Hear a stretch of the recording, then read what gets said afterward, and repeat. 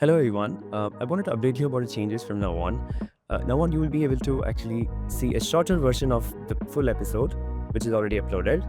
This is about 15 to 20 minutes, so you can actually enjoy. If you think that my usual episodes are all about 1 hour, and if you don't have time, you can actually look at the shorter version to understand the highlights of the conversation. So please hit the like button, subscribe, and hit the bell icon to get more updates and enjoy the shorter version of this conversation. You have been part of the policy and governance for animal use in cruel sports, and developing campaigns around creating awareness, right, and bring regulations there, especially hunting. In Britain, hunting means a sport of killing wild animals with dogs. So the dog is the weapon, not the gun. If it's a gun, that's called shooting in Britain. And they use dogs to chase hares or to chase foxes, and then it's called fox hunting or hare hunting, or to chase deer, it's called star hunting. And this is a tradition that is very ritualized. It's done with horses as well, horses following the dogs, etc. And eventually the majority of the people realized that they didn't like that aspect of the British culture. They started to campaign against it, even if they were not even vegan or vegetarian.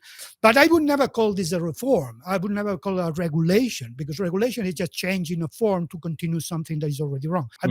Because I would never campaign for a reform. I will only campaign for an abolition. So I helped this campaign because it was about banning It, yeah. not about making it less cruel or making Yeah. it less often or making it more regulated. It's about banning. But I never forget the bigger picture. I never forget that the bigger picture is to change the people's attitudes and make them become vegan, because once they become vegan, then we don't need to ban these things. They will ban it by themselves. They will not exist anymore. Yes, I want world to know about Jordi and and what you have done from an ethical veganism, standpoint, right? Not just being just talking, but you've made a lot of contributions, which is impactful and helping the humankind, and also especially how do we see the world where all the animals coexist and live along with us, right? You very closely and strongly believe Ahimsa. So our father of nation, Mahatma Gandhi ji. So he says, there's a saying or a quote from him, right? Work for cause and not for applause. So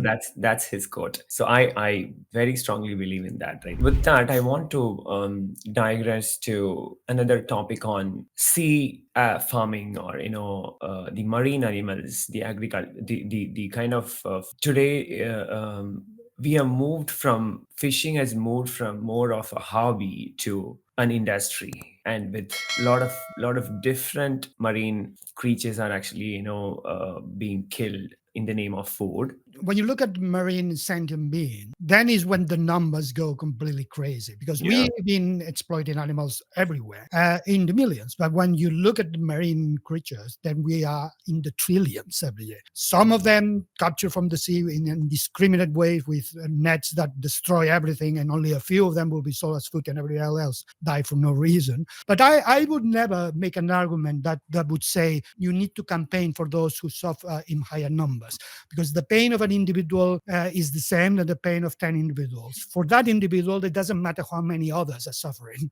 So that's the same thing. I would not make an argument that we should only campaign for chicken welfare, because the chickens are more suffering in higher numbers than cows. Everybody matters. The shrimp, but also the lonely elephant or the last one polar bear in a zoo, that also deserve as much attention and help and support than the one shrimp in that pisciculture factory somewhere in the Philippines. So any sentient being matters. People understand that the animals suffer. People understand that the lobsters suffer, but they think it's a necessary evil. They think that there's no other way. And that's what we need to show them, that there is another way. I mean, the advantage of the modern veganism movement is that it has generated so many examples of many vegans living a perfect life, even winning Olympic medals, Yes. being the number one in whatever field they are in, without having lost anything, and everything that they've done since they become vegan becoming just an asset and enhance their skills. Communication overload to people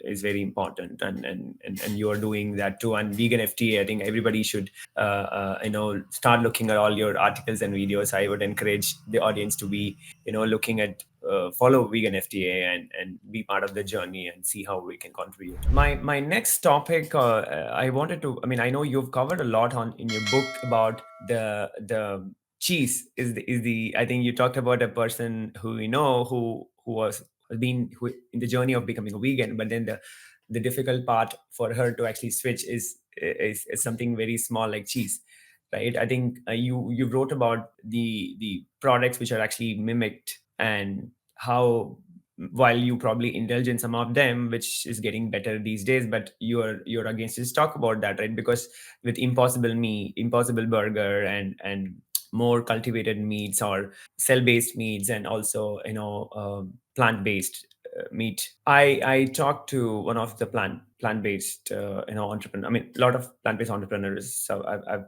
been talking to, but then in my initial, the first conversation when I started this, I actually talked to one of my close friend. The point, or also what the other people say, is food is more of a culture, and it's people, has been every culture, and every religion, and every different parts of the world, from wherever you come from, you have a specific set of food which you have grown with, and then it's an emotion, right? And then to change to some, or give up something which you've been having for a while, is tough. I want to get your perspective for the audience, right? Because I'm also curious to learn and know whether it's right or wrong. I tend to have a different opinion on this subject compared with the average vegan of Mm, younger generations, because I completely get it. This idea that if you are a meat eater or consume cheese, but cheese is very addictive. I was mm, addicted to cheese before I was vegan.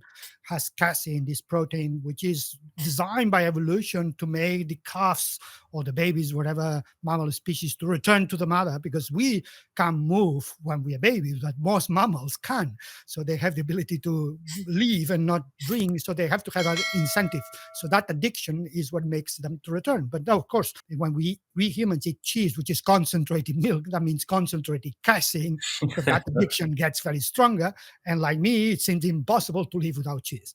But I became vegan and I stopped eating cheese completely at once. The cheeses at the time that were vegan versions were not very good, so it was not difficult for me to not to use them at all. And actually, I think that helped me in the process. Had I had vegan cheeses that are very similar to original cheeses, who knows whether perhaps I would not have managed. I think if you cut the diet radically, actually helps you and helps your body to change. You communicate in your body. This is a different paradigm. You're going to use different proteins now. You need to change the enzymes. You need to change the things like that. If you transition to it smoothly, then the body gets confused. I don't understand. That looks like meat, but it's not meat. Which enzyme should I use?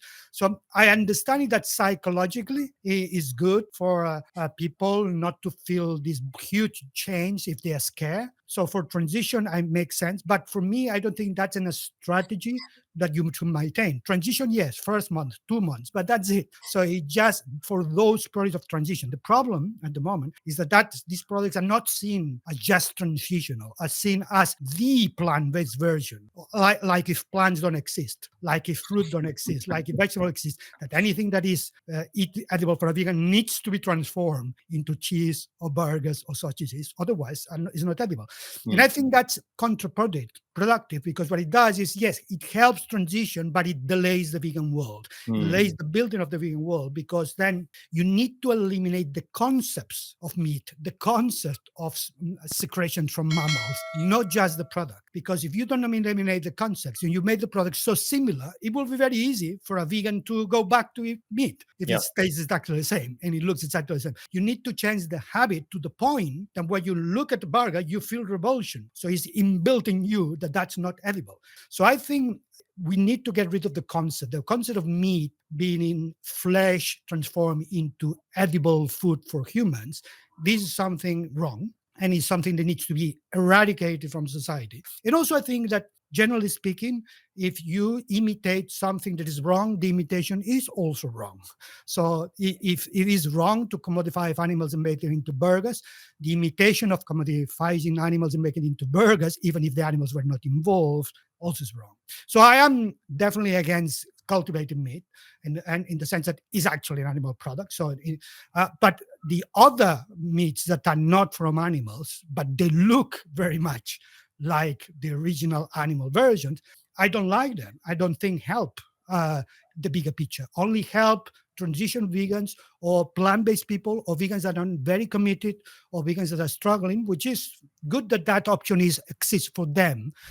No, I think I was just trying to give this message, right? Because this, I think the book has actually also gives a different perspective of the or the optics to look at things, the way what is across different mediums, right? Because it's very, I mean, that's why I mean, I was so intrigued with the book and the way it is written, the essence of it, and the message is so powerful. I mean, it's in this space of the imitation products which you're talking about, it is very, very um, important for people to understand. But do you still agree to that fact? I mean, I understand that people have to, if it is so close and you're actually commoditizing, you're actually against commoditizing animals as a product, and then you're imitating such product, and then you're doing the same, but You by perpetuate in the concept. yeah, so concept, yes. Yeah. So that's where you're saying that you're not aligned to it. But then do you think that's an easy way to transition? Yes. What your point is that it is also easy for the person who is transitioned to go back because it's so Right. similar. Correct. So we are not in the business of making people to become vegan for a day. We are Yeah. in the business of making people to become vegan for life. Mm. And that, when you think about this way, the strategy should be different. There was a time that being cannibal was common in humanity before civilization. Enemies would be eaten and things like that. Nowadays, that's very rare. Mm. Most people are not cannibals because they have decided that they don't like the taste of human meat. They are not cannibals because it's automatically they feel revulsion to the concept. They don't. If you give them a burger, they say, "Look, this is a human burger, but it tastes exactly like the ones that you love. Why don't you try it?" People say, "No."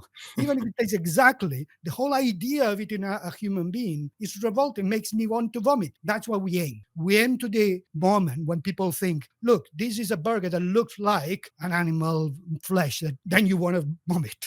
You want to think, "Oh, that is so horrible that Yeah, people yeah, ate yeah. flesh and put them and smashed it and put it in these shapes and put it with the spices because and burn it because otherwise raw is so disgusting that they had to disguise it all." So the whole idea of disguising the flesh, or you are disconnected to the animal, and therefore you can eat it without feeling guilty about. We are reinforcing it by selling the burger with the same shapes and colors and texture, which are the ones created by animal agriculture to deceive the world. So we don't have to deceive anyone. We don't have to disguise vegetables into meat. We can eat them directly.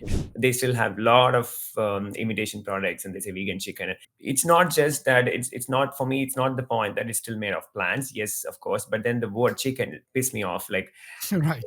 so I can't digest, even if it's vegan, even if it's I plant. agree. Using the name already, I linked it to what it was. And I don't want even that link, even that which is so remote, because I want to not to feel that I need to Yes. still have any ounce of animal cruelty and suffering and exploitation in my habits and behavior. And names in the language are part of that. If we see an apple in a tree, we can pick it up and eat it.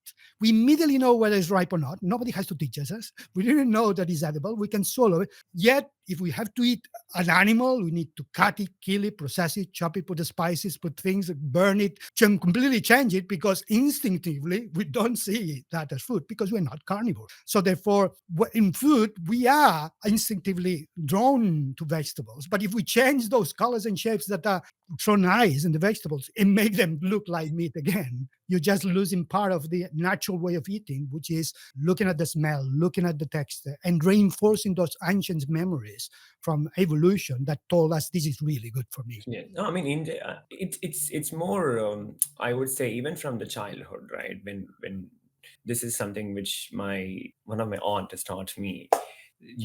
When you eat food. So today, if you look at it, the way people eat food is completely. There's no respect for the food on the plate. I mean, you don't really focus on the plate. You do, probably you watch TV, you do something on your phone, or you're not conscious on what is on your plate. So the behavior patterns have changed over the last 20-25 years, as well as an individual. I mean, even the kids today, a lot of kids don't eat without their mobile phones. They're looking at it, so they don't know what's on the plate. So there's no awareness of then the vegetables, what colors, what are the nutrients in it, what is good for your health. So what does it taste like? Because so when you're not focusing on what you're eating, so you are depriving of the health benefits. Big percentage of parents who used to say that, hey, my kids don't eat fruits and vegetables because they have not been taught. Exactly. Yeah.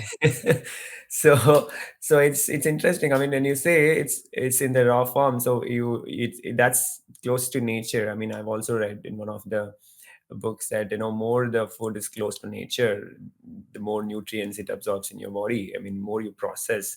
um, but some of them, from the world of industrialization, because the book which I was reading, right, it talks about the world of industrialization, but why it is required. But you can't eat rice as directly from the crop, but you need that process to actually rip off and get you the rice in a form to Yeah. actually be edible. So that kind Sure. of process is definitely, the technology advancement is also helping it, but it's needed, but not to process something like an almond, to be only as eaten as an almond butter or Right. Yeah, or processing is part of our way of eating, but you yes, can go too far, too far. and going too far is often comes when you try to change the nature of what you're eating, Nature, into looking exactly. some like Yeah. something else.